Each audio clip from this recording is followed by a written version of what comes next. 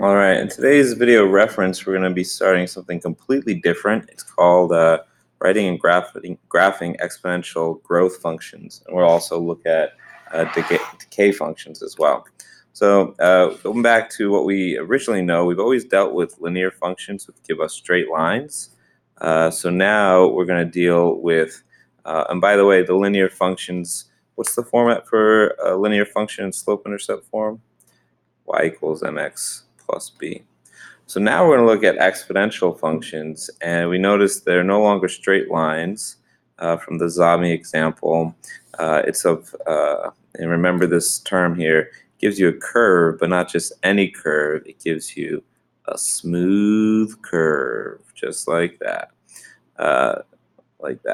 So when we go over here, there's no longer y equals mx plus b, but an exponential function has a different format.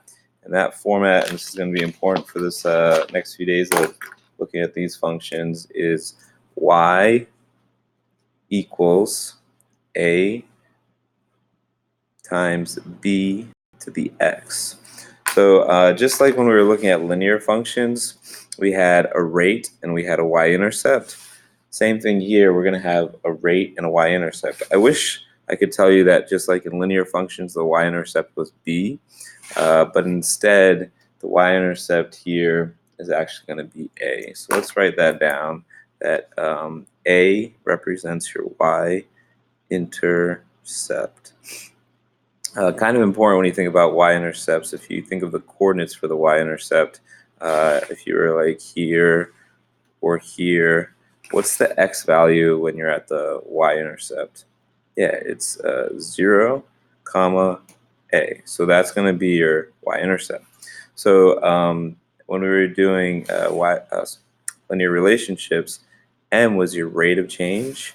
Now b is going to be called not your rate of change, but it's going to be called your growth rate. So we'll talk how we figure that out in a second. So let's put b is your growth rate here. Okay, so let's look at growth and look at a function and see if we can actually write the equation to our exponential function. So here in example 1, we're going to write a function rule for this following table. We learned this a couple of years ago. There's a big typo here. This is supposed to be 18. It's just the copy or the people that made this book made this typo. So anyways, so we need to tell whether or not it's exponential. So if we look at the y values, to go from one value to the next, we're looking for a growth rate. So basically what you have to multiply to get from one number to the next. So if you keep that kind of going in this direction, here to here, can anyone tell me from 2 9s to 2 3rds, from 2 3rds to 2, from 2 to 6, from 6 to 18, what are we constantly multiplying by? Yeah, so we're always multiplying by 3 every single time. So basically that's how you, when you have a table of values, you're looking for the growth rate by what you multiply by 3 every time. So we know here that our growth rate is b equals 3. All right, so now we need to find our starting point or our y-intercept. So looking back to here, we're looking for where the table starts. The y-intercept is at 0. So again, that's when x equals 0. So can someone tell me with this table, what do you think the starting point is for this function here? Yeah, the y-intercept is 2. So when x equals 0, y equals 2. So we can just skip to here and say, so a equals 2. So now we have everything we need to write the function. We have a and b. So could someone tell me what they would write for this, our first exponential function, the most common one of all? Yeah, you would definitely write 2 times 3 to the power of x. It would look like that. All right, let's turn the page and kind of see where we're going from here. In example 2, we're actually going to graph this exponential function. So the first thing we need to look at is just like when we graphed linear relationships, we kind of have to identify, all right, what's the starting point A, or let's rewrite that as a lowercase a, and what is my growth factor B. So again, I'll even write the format here. It's y equals a times b to the power of x. All right, so here we go. Let's make so just before I even start, why make a table when I can just use what I know? So you can definitely see. Can someone tell me? It's kind of assumed, but what do you think the starting point is here? Yeah, it's definitely going to be an assumed 1. So maybe you said 1. Hopefully you did. So we're going to have a dot that starts at 1.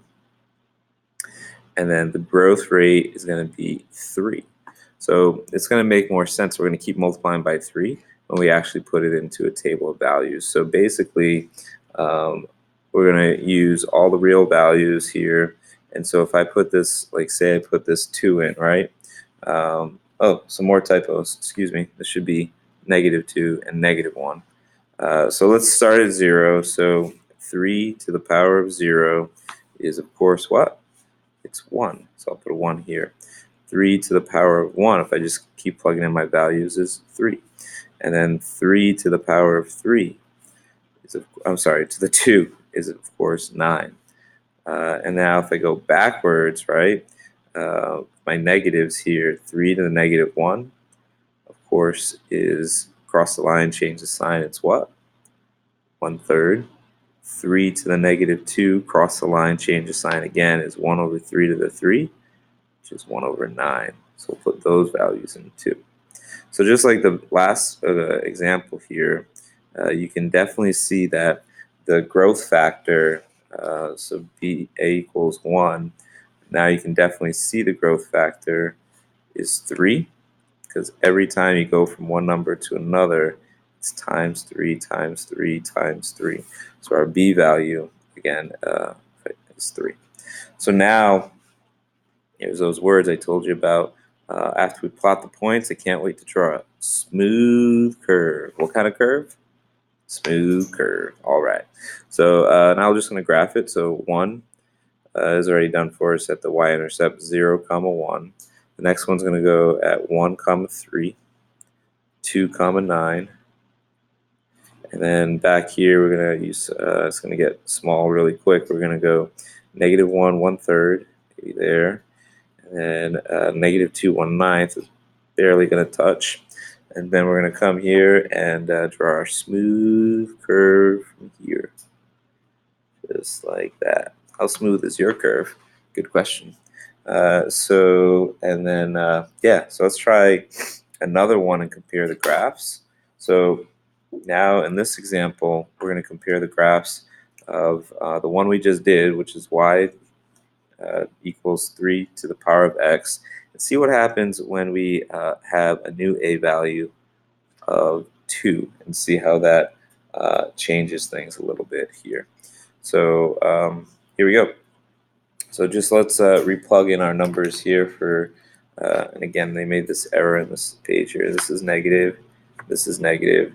So when it was y equals 3 to the x, this was 1/9, 1/3. Here we had 1, 3, 9. Okay, so I'm going to use a different color for this. I'll do this one in red. So this is what we have here, right? So just go back and graph it if you don't mind really quick. So we'll put -2, 1/9, barely touching, 1/3, a little bit more. Then we have a starting point at 1. So now our starting point's here at 1. And even though that's even smaller down there. Starting points here is at 1. And then we're going to go at 1, we're at 3. It's going up by 2s. And at 2, we're at 9, which is right about here. And then we'll draw our smooth curve best we can here. Okay, so let's see what happens if we change that and basically just have a new value of a new a value of 2. So going back up here, that a value, now that it's going to be a is equal, last time it was 1, Now it's going to be a is equal to 2. So what do you think is going to change mostly? Yeah, the starting point's definitely going to change. So we'll just go here. Sorry, and at our starting point, we'll do this one in blue. We're gonna start now at 2, and like if I just plug it in here, it's the same thing. It's 3 to the 1, which is 3, but now times 2, it's 6. It's 3 to the 2, which is 9, but times 2 is 18. And then same thing here, times 2, this is going to be what? 2/3. Times 2, this will be 2/9. So now if I graph this one here in blue, here, I want to start at -2, 2/9. Again, you can barely even see it. I don't even know, it's almost impossible. You'll see it as it goes bigger here. Then 2/3, maybe a little bit more there. It's not even worth graphing almost. Now we're going to start to see at 0, 2. And then we're going to go to 1, 6.